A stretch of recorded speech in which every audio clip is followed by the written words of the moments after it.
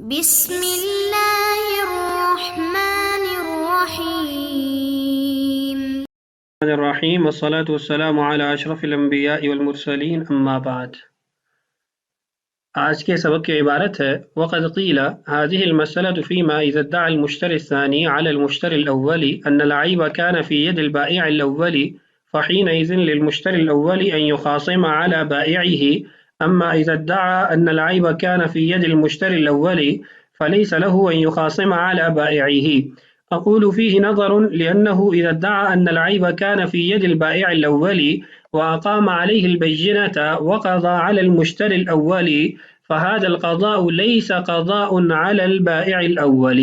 وهذه البينة لم تقم على البائع الأول ولا على نائبه، لأن ما يدعي على الغائب ليس سببا لما يدعي على الحاضر۔ یہ ہے آج کے ہمارے سبق کی عبارت۔ اس عبارت کا اکثر حصہ ہم سابقہ ویڈیو میں پڑھ چکے ہیں اور آپ کو بتایا تھا کہ مصنف رحمہ اللہ نے یہاں پر جو متن تھا اس سے متعلقہ جو صاحب ہدایت کی وضاحت تھی اس کو ذکر کر کے اور پھر اس پر جو اعتراض تھا اس اعتراض کو ذکر کر کے اس کے دو جواب دیے ہیں۔ پہلے جواب کو ہم سابقہ ویڈیو میں پڑھ چکے ہیں جو کہ راجح جواب تھا ان کے نزدیک، اور دوسرا جواب ان کے نزدیک کمزور ہے۔ آج کی ویڈیو کے اندر اس جواب کو پڑھیں گے اور اس پر جو ان کا تحفظ ہے اس کو بھی ذکر کرتا ہوں۔ پہلے اس ویڈیو کو اور اس سبق کو سابقہ سبق سے جوڑ لیتے ہیں۔ اعتراض یہ تھا کہ معنی القضاء بالاقرار کی صاحب ہدایت نے جو تشریح کی ہے وہ یہ کی ہے کہ مدعی نے یہ کہا کہ مدعی علیہ نے اقرار کیا تھا اور اب یہ انکار کر رہا ہے، اور پھر اس نے اس کے اقرار کو بینہ سے ثابت کیا، تو اس پر اعتراض یہ ہوا کہ اقرار حجت قاصرہ ہے، اس کی وجہ سے پہلے بائع کے خلاف فیصلہ نہیں دینا چاہیے، چاہے وہ اقرار صراحتاً اس نے کیا ہو یا اس کے انکار کیے گئے اقرار کو بینہ سے ثابت کیا گیا، یعنی دونوں میں کوئی فرق نہیں ہے۔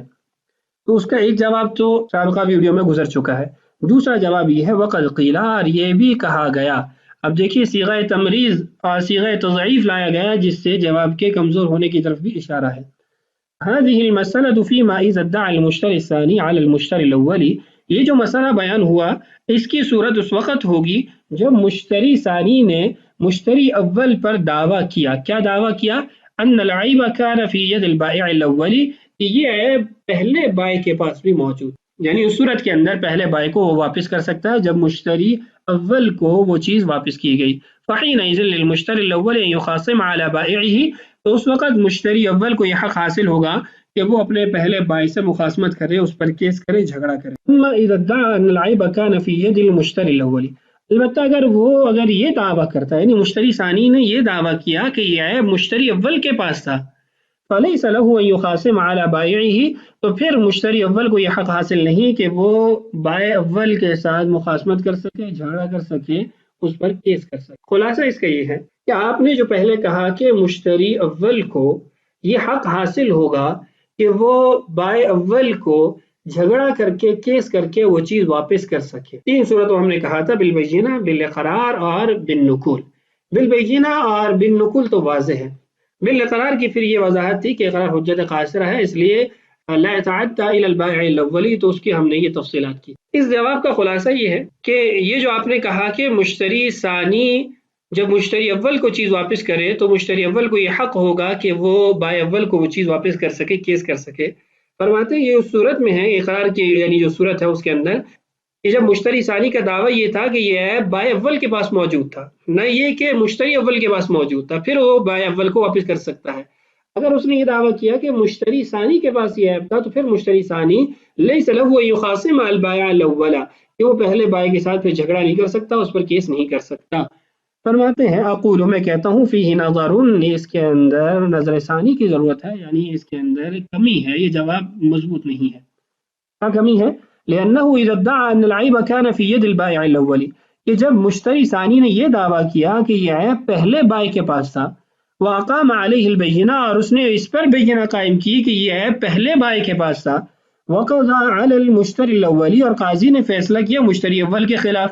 فهذا القضاء ليس قضاء على البائع الاول، تو یہ فیصلہ بائع اول کے خلاف تو نہ ہوا، دعویٰ اور بینہ بائع اول کے خلاف ہوئی اور فیصلہ مشتری اول کے خلاف ہو گیا،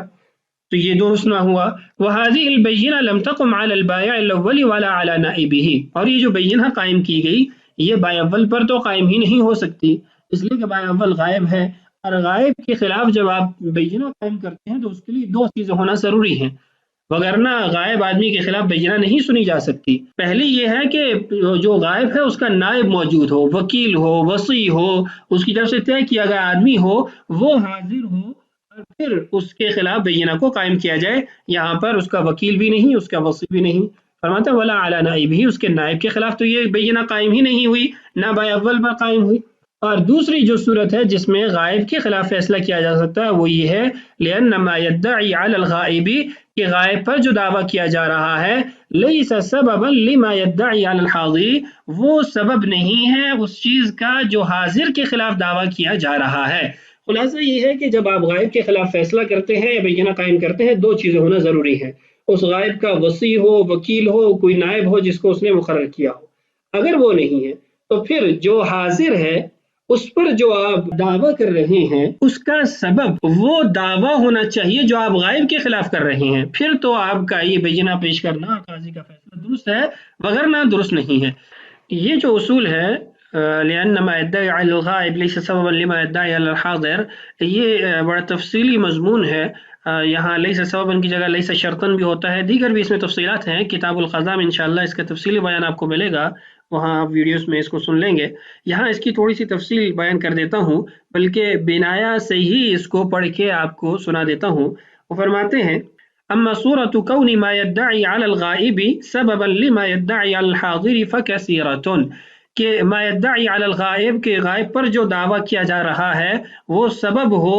اس دعویٰ کا جو حاضر پر کیا جا رہا ہے، اس کی بہت زیادہ صورتیں ہیں۔ منہا، اس میں سے ایک صورت، ایک مثال ذکر کرتا ہوں، رجل اقام بینۃ، ایک آدمی نے بینہ قائم کی، علی آخر، دوسرے کے خلاف، ان هذه الدار له، کہ یہ جو تمہارے پاس گھر ہے یہ میرا ہے۔ قاضی کی مجلس کے اندر ایک شخص نے یہ دعویٰ کیا کہ یہ جو قابض ہے جس کے قبضے میں یہ گھر ہے یہ میرا ہے۔ اشتراها من فلان الغائب، میں نے فلاں غائب آدمی سے اس کو خریدا ہے، وہو یملکها، اور وہ اس کا مالک ہے، وذو الید غصبها منہ، اور یہ جو قابض ہے اس نے اس سے غصب کیا، وہو ینکر، اور یہ قابض آدمی انکار کر رہا ہے کہ نہیں یہ جھوٹ بول رہا ہے، قبلت بینۃہ، تو اس کی یہ بینہ قبول کر لی جائے گی، کیوں؟ وَيَكُونُ ذَلِكَ قَضَاءً عَلَى الْحَاضِرِ وَالْغَائِبِ، قاضی کا یہ فیصلہ قضاء علی الغائب اور قضاء علی الحاضر دونوں ہے، یعنی غائب کے خلاف بھی فیصلہ ہے، حاضر کے خلاف بھی فیصلہ ہے۔ حتی لو حضر الغائب، یہاں تک کہ اگر بعد میں غائب حاضر ہو جاتا ہے، آ جاتا ہے، وانکر البیع، اور انکار کرتا ہے کہ میں نے اس کو یہ نہیں بیچا تھا، لا یلتفت الی انکارہ، اس کے اس انکار کا بھی کوئی اعتبار نہیں کیا جائے گا، کیوں؟ اب یہ بات جو میں آپ سے کہنا چاہ رہا تھا، اس اصول کو یہاں پہ لاگو کیا گیا، لأن الشراء من المالک،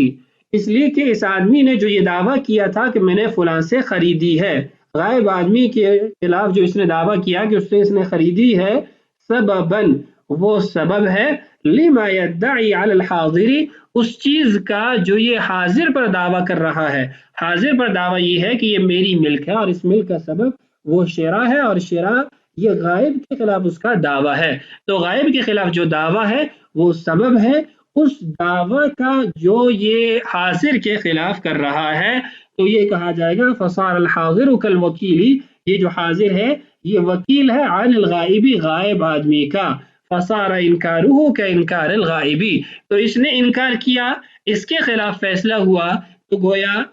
غائب آدمی نے انکار کیا اور اس کے خلاف فیصلہ ہوا، اور قاضی کا جب ایک بار فیصلہ ہو جائے پھر اس کو باطل نہیں کر سکتے۔ عام حالات کے اندر، کچھ حالات کے اندر باطل ہوگا، وہ ایک تفصیلی مسئلہ ہے، ینفذ ظاہرا و باطنا، وہ آگے انشاءاللہ کتاب القضاء میں ہم تفصیل سے پڑھیں گے۔ بہرحال یہ آپ کو اجمالی طور پر آپ کو یہ اصول سمجھا دیا، تفصیلات انشاءاللہ کتاب القضاء میں آپ پڑھیں گے۔ اللہ تعالیٰ سے دعا ہے اللہ تعالیٰ ہمارے لیے اسباق کی تکمیل آسان فرمائے، اللہ تعالیٰ ہم سب کا حامی و ناصر ہو۔ السلام علیکم ورحمۃ اللہ وبرکاتہ۔